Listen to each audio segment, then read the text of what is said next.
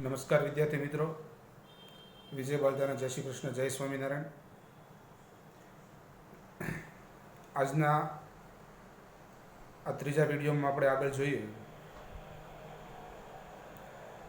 Higher level of healing aims at preventing diseases before they manifest. સારવારના ઊંચા તબક્કાનું લક્ષ્ય છે કે બીમારી દેખાય તે પહેલાં જ તેને અટકાવી દેવી. લેવલ ઓફ હિલિંગ, સારવારનો તબક્કો, હાયર એટલે ઊંચું, પ્રિવેન્ટ અટકાવવું, મેનિફેસ્ટ એટલે દેખાવું. સારવારના ઊંચા તબક્કાનું લક્ષ્ય શું છે? તો કે બીમારી દેખાય તે પહેલાં જ તેને પ્રિવેન્ટ અટકાવી દેવી. To reach this stage, we ought to consider the fact of our lifestyle, environment, work and psychological condition.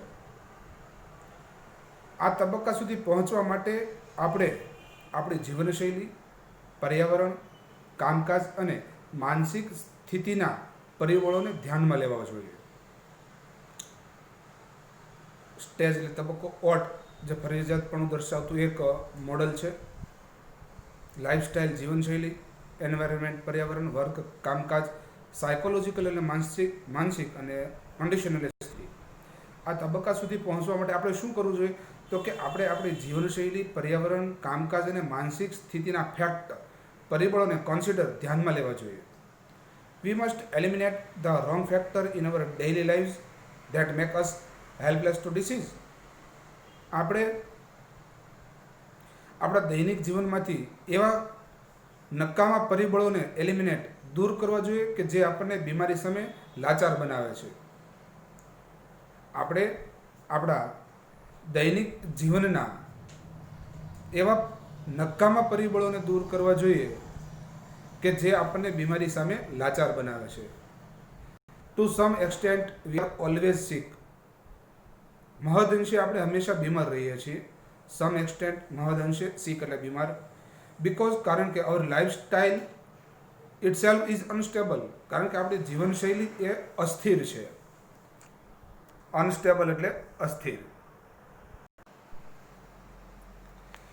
There are always some disease attacking us.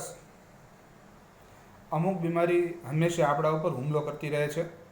Attack, હુમલો કરવો. પાર્ટિક્યુલરલી in changing of seasons or in the એઝિંગ process. Changes off season એટલે ઋતુ પરિવર્તન, એઝિંગ process એટલે વધતી ઉંમર. ખાસ કરીને બદલતી હોય ત્યારે અથવા તો વધતી ઉંમરમાં. પાર્ટિક્યુલરલી એટલે ખાસ કરીને. Health is a matter of કન્ટિન્યુઅલ adjustment.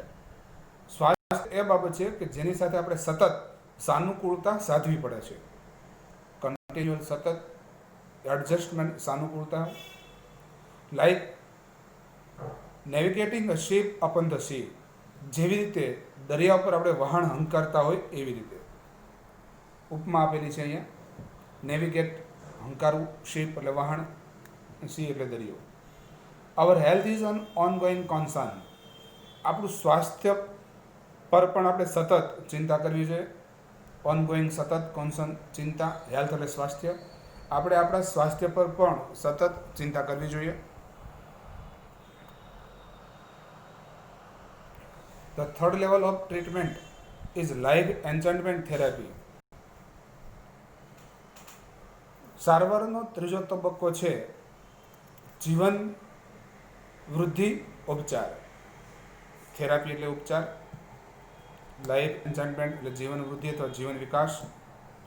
સારવારનો ત્રીજો તબક્કો છે જીવન વૃદ્ધિ ઉપચાર, which aims at improving our vitality and enabling us to live longer. જેનો ધ્યેય છે આપણામાં વિટાલિટી, જીવન શક્તિમાં સુધારો કરવો, and enabling us to live longer, અને આપણે લાંબુ જીવન જીવવામાં સક્ષમ બનાવવા. અનેબલ, સક્ષમ બનાવવું. It does not merely prevent disease. તે માત્ર બીમારીને જ નથી અટકાવતું, but shows us how to increase our positive energy. પરંતુ આપણે સકારાત્મક ઉર્જામાં કેવી રીતે ઇન્ક્રીઝ, વધારો કરવો તે પણ આપણને બતાવે છે. However, જો કે Ayurveda aims at creating health, avoiding disease and helping us live longer.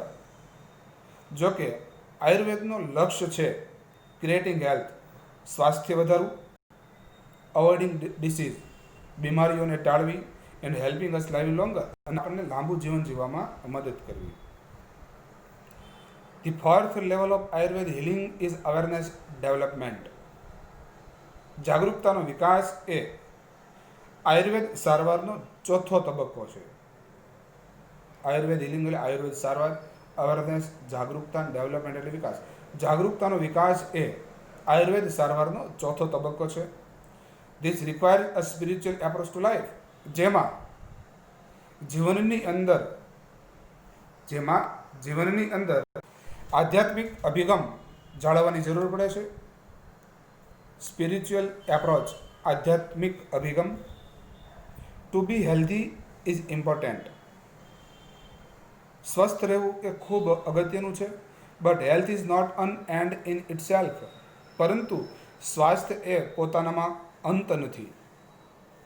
It is not enough merely to prolong our life, prolong એટલે વધારવું, and have better energy to do the thing we want. આપણે માત્ર જીવન વધારવું અને આપણે જે કામ કરવા માંગીએ છીએ તેના માટે સારી શક્તિ મેળવવી એ પૂરતું નથી. ઇનફ એટલે પૂરતું, મેરેલી માત્ર પ્રોલોંગ વધારવું અથવા લંબાવવું, બેટર એનર્જી સારી ઉર્જા અથવા સારી શક્તિ, અને વોન્ટ એટલે ઈચ્છવું. આપણે જે ઈચ્છીએ છીએ તેના માટે સારી શક્તિ હોવી અને આપણે આપણું જીવન લંબાવવું માત્ર એ પૂરતું નથી. વી ઓટ મોડલ શબ્દ છે, ફરજિયાતપણું દર્શાવે છે. તો consider what we are using our energy for and why. For એટલે કોના માટે અને વાય એટલે શા માટે. આપણે આપણી ઉર્જા કોના માટે અને શા માટે વાપરીએ છીએ તે જાણી લેવું જરૂરી છે.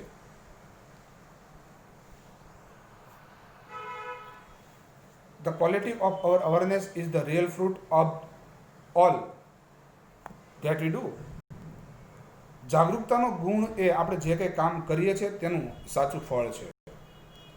જાગૃતતાનો ગુણ એ જે કંઈ આપણે કામ કરીએ છીએ તેનું રિયલ ફ્રૂટ, સાચું ફળ છે. ક્વોલિટી ઓફ અવેરનેસ એટલે જાગૃતતાનો ગુણ. It is our ultimate expression, the essence of who we really are. આપણે ખરેખર શું છીએ તેની સમજણ એ અંતિમ અભિવ્યક્તિ છે. અલ્ટિમેટ અંતિમ, એક્સપ્રેશન અભિવ્યક્તિ, ઇસેન્સ સમજણ, રિયલ એટલે ખરેખર આપણે કોણ છીએ તેની સમજણ એ જ અંતિમ અભિવ્યક્તિ છે અથવા અંતિમ રજૂઆત છે. Our awareness is the only thing we can take with us until we die. આપણી જાગૃતતા એ એકમાત્ર એવી વસ્તુ છે કે આપણે મૃત્યુ સુધી સાથે લઈ જઈ શકીએ છીએ. ડાય એટલે મૃત્યુ, ટેક વિથ એટલે સાથે લઈ જવું. It continuous to grow even when the body and mind decline. જ્યારે આપણું શરીર અને મન દુબળા પડે છે ત્યારે પણ તેમાં સતત વધારો થાય છે. ઇટ કન્ટિન્યુ, ઇટ એક જાગૃતતા માટે વાપરેલો શબ્દ છે, awareness. Thus it is our greatest aid in the ageing process. તેથી આપણી વધતી ઉંમરમાં સૌથી મોટો એડ સહારો છે. એડ એટલે સહારો. This is the ultimate goal of Ayurveda. આ ઔષધિનું અંતિમ લક્ષ્ય અથવા અંતિમ ધ્યેય છે. Which aims at releasing us from all sorrow and suffering. જેમનો ઉદ્દેશ છે આપણને તમામ દુઃખ અને પીડાઓથી મુક્ત કરવા. રિલીઝ મુક્ત કરવું, છોડાવવું. સોરો દુઃખ, સફર પીડા. ટ્રુ અવેરનેસ એટલે સાચી જાગૃતતા is the ultimate cure. Ultimate cure એટલે અંતિમ ઇલાજ અથવા અંતિમ ઉપચાર.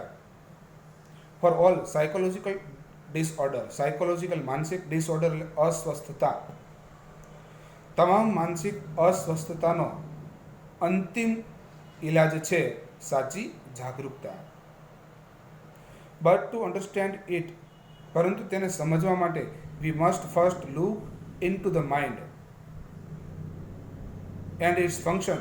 પરંતુ તેને સમજવા માટે આપણે સૌ પ્રથમ મન અને તેના કાર્યો પર નજર કરવી પડશે. પરંતુ તેને સમજવા માટે સૌ પ્રથમ આપણે મન અને તેના પર નજર કરવી પડશે. We had better start from where we are. આપણે જ્યાં છીએ ત્યાંથી સારી શરૂઆત કરી શકીએ છીએ. In this direction our journey proceed. અને આ દિશામાં આપણી જીવનની સફર આગળ વધે છે. ડાયરેક્શનની દિશા, જર્ની પ્રોસેડ, જર્ની એટલે પ્રોસેડ પ્રક્રિયા. તો વિદ્યાર્થી મિત્રો, આ સરસ મજાના યુનિટમાંના સ્પેલિંગ લખી પાકા કરજો અને ટ્રાન્સલેશન તૈયાર કરજો. આભાર. વંદે માતરમ.